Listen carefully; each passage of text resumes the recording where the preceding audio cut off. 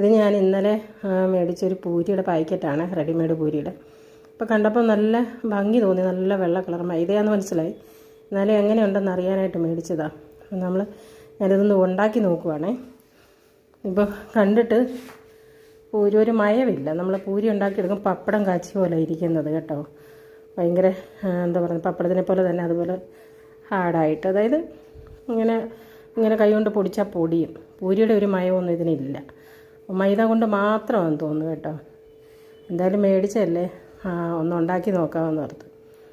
അങ്ങനെ ഞാനൊരു 5-6 ഉണ്ടാക്കി നോക്കി. പക്ഷേ പപ്പടം കാച്ചി പോലെ ഇരിക്കുന്നത്. കറിയൊന്നും ഇല്ലാതെ നമുക്ക് കഴിക്കാൻ പറ്റും. ടേസ്റ്റ് ഉണ്ട്, പക്ഷേ കറിയുടെ ആവശ്യമേ ഇല്ല. ഒരു സ്നാക്സ് കഴിക്കുന്ന പോലെ തോന്നുന്നു. അതിൻ്റെ കൂടെ ഞാൻ മുട്ടക്കറി ഉണ്ടാക്കി.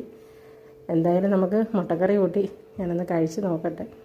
പക്ഷേ എനിക്ക് തോന്നുന്നു കറുമുറാന്നിരിക്കും.